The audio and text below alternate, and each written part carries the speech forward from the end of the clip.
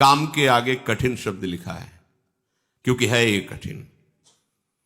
जैसे जैसे आप भगवत मार्ग में आगे बढ़ेंगे तो हो सकता है आप और इंद्रियों को शासन में लेने की चेष्टा करें। हो सकती भी इंद्रिया और शासन में, आप देखना न चाहें, सुनना न चाहें, बोलना न चाहें, चखना न चाहें, पर भक्ति का परम विरोधी शत्रु ये काम बख्शने वाला नहीं। ये बहुत भयानक शत्रु है काम, जनेन्द्रिय जन्य संयोग जन्य काम।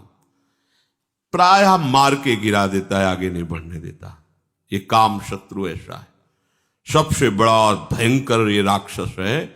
ये इतना खाता है फिर भी कभी अघाता नहीं, अर्थात चाहे जितना भोग लो कभी तृप्ति होने वाली ही नहीं है। भगवान ने इससे बहुत बड़ा वैरी कहा है गीता जी में, और अर्जुन से कहा मार इस दुश्मन को, मार सबसे पहले इस काम को गिरा। अब आप विचार करके देखो, यदि आप अपने हाथ से ही, अपनी वासना से, अपनी कामना से, अपनी चेष्टा से इस काम का स्वागत करते हैं तो आपकी कहां स्थिति होगी। जबकि इस दुश्मन को दुश्मन मानकर मारना है। अगर इसकी प्रेरणा के अनुसार आप कोई कार्य करते हैं तो आप इसका स्वागत करते हैं। जहां काम है वहां प्रेम का प्रादुर्भाव होना अत्यंत कठिन हो जाता है। हो सकता है प्रेम, क्योंकि भगवान का अंश है, पर इसे त्यागना पड़ेगा। और बहुत सुंदर काम के नाश का उपाय श्री चतुरासी जी की फल स्तुति में वर्णन करते, भाव जल निधि को नाव, काम पावक को पानी। और श्रीमद् भागवत में शुकाचार्य रास पंच अध्याय का फल स्तुति में वर्णन करते हैं कि ये जो ब्रजबधू की रास क्रीड़ा श्री कृष्ण के साथ है, इसका जो गायन करेगा उसका हृदय रोग नष्ट हो जाए। विक्रीडितम ब्रजबधू भिरदम च विष्णु, इस श्लोक में वर्णन किया है। यदि हम प्रभु का स्मरण, प्रभु की लीलाओं का गायन करें तो बहुत जल्दी इस हम काम रोग से बच सकते हैं। इसकी बचने की एक वृत्ति है, युक्ति है। अगर वो आप पास रख लें तो आप बच जाएंगे। वो युक्ति नहीं है तो फिर आपको घसीट ले जाएगा। ये अनुभव की बात कह रहे हैं।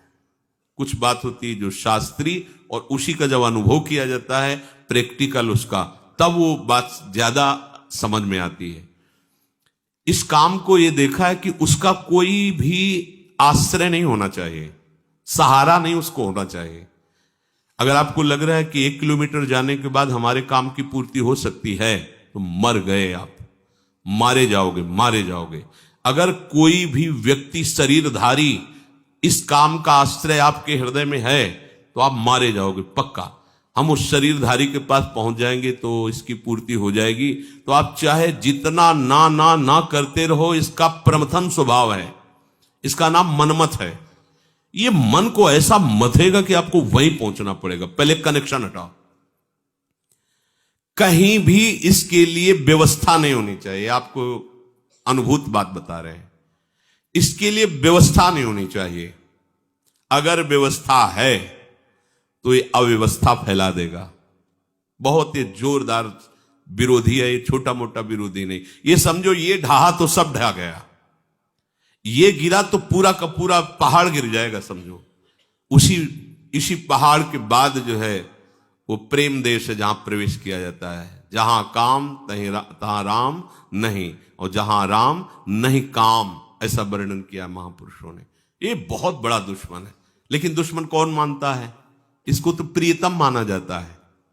अंदर से देखो, इसे तो सुख माना जाता है, इसे तो बहुत गुप्त रखा जाता है, इसे तो हृदय में छुपा के रखा जाए। अगर कोई कह दे तुम कामी, तो कहेगा तुम्हारे बाप कामी, हम कामी कैसे हो सकते हैं? वो गुस्सा हो जाएगा।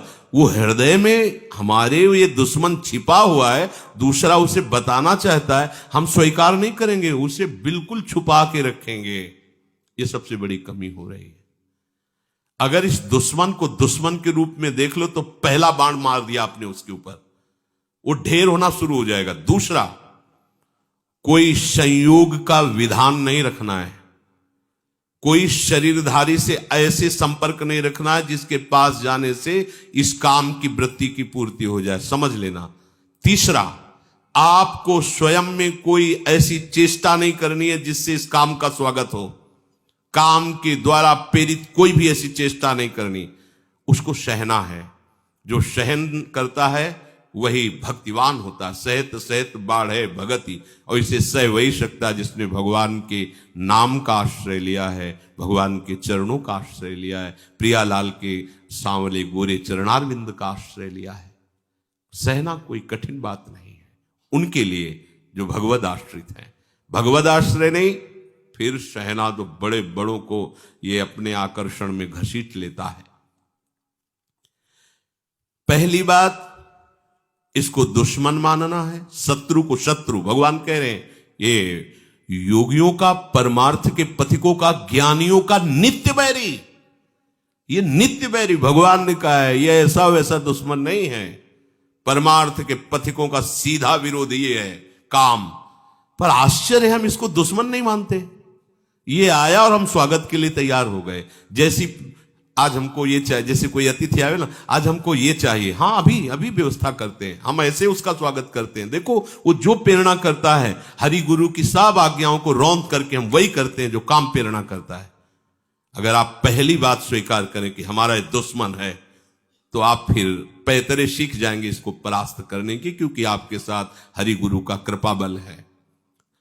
बिल्कुल पक्का मानिए, पहली बात आपको इसे शत्रु रूप में देखना है शत्रु। भगवान कह रहे हैं कि ज्ञानिना नित्य वैरिणा, ज्ञानियों का नित्य वैरी है काम, परमार्थ मार्ग के पथिक का। दूसरा, कोई भी संयोग नहीं रखना। सच्ची मानिए, यदि आपके संयोग का है तो कई किलोमीटर पैदल चलवा देगा। कुछ भी न जाने कितने बहाने, न जाने कितने नाटक ये करेगा। बिल्कुल आप ये समझ लीजिए कि वो हम वाणी से नहीं कह सकते। ये भगवान व्यास देव जी कह रहे हैं, बलवान इंद्री ग्रामो विद्वानमपि करसति, विद्वानमपि करसति। अज्ञानियों की बात जाने, ज्ञानियों का नित्य बैरी है। तुम्हें शास्त्र का ज्ञान सब है, पर संयोग से कभी भी किसी भी तरह से इस काम का स्वागत नहीं होने देना। अब आप अपनी दृष्टि डालिए, कोई ऐसा तार तो नहीं है जहां इसको स्वागत के लिए हमारी गुंजाइश हो। बिल्कुल उसे काट दीजिए। हाँ, भागिए, ऐसे संग से दूर रहिए, चाहे स्त्री शरीर हो चाहे पुरुष शरीर हो, जिसके संग से कुमति उत्पन्न होकर प्रेम रस मार्ग में बाधा खड़ी हो जाओ, हमारा दुश्मन है। तीसरी बात, अपने द्वारा अपना नाश मत कीजिए। दूसरा कोई शरीर का संयोग तो आपका नहीं है, पर आपने ऐसी कुचेष्टाएं सीख रखी है कि आप काम का स्वागत करते हैं। बहुत बड़ी हानि है। स्वप्न में भी तुम्हें परमानंद का अनुभव कैसे हो सकता है जब तुम ऐसे गंदे काम करते हो। जिस आसन पे तुम लेटते हो उसी में भजन करना है, रात दिन उसी में सुमिरन करना है, तुम अपने आसन को गंदा कर रहे हो। ऐसे परम पावन धाम में रह रहे हो, कैसी चेष्टा कर रहे हो। ये सब ध्यान से सुनो। ये सावधानी, ऐसी सावधानी जहां किंचन मात्र इसको कोई गुंजाइश नहीं मिलनी चाहिए काम को। चौथी बात, ऐसा कोई दृश्य देखने की चेष्टा मत करो जिससे इसका स्वागत हो। अगर कहीं ऐसी बाह चलते फिरते दृष्टि पड़ जाए पशु पक्षी पर भी, तो प्रिया प्रीतम का भाव करके प्रणाम करो, आगे बढ़ो। चिद चिद लक्षणम सर्वम राधा कृष्णमें जगत। दोबारा दृष्टि नहीं जानी चाहिए। किसी माता बहन पर कहीं कोई ऐसी दृष्टि जाए, मानसिक प्रणाम करो, हट जाओ। जो चाहे आपन कल्याणा, सुजस सुमति शुभ गति शुभ नाना, सो परनार लीलार गोसाई, तजौ चौथ के चंद किनाई। यदि आप काम पर विजय प्राप्त करना चाहते हैं तो विरोधी भाव जहां से प्रकट होते हैं, ऐसे शरीरों के दर्शन करने से बचिए, सावधान रहिए। मति गति सब भ्रष्ट हो जाएगी।